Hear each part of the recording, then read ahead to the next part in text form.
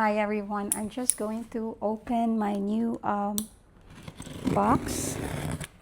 I reordered something that I really need because I have a stomach problem. I caught a stomach bug, which is going around here in Manila lately, okay?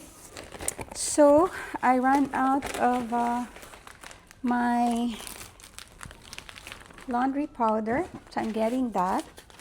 And this is what I need, okay? I also bought CellActive Ampoule because I'm running out of it. I really use it on my face. That's why I have no makeup, but still good.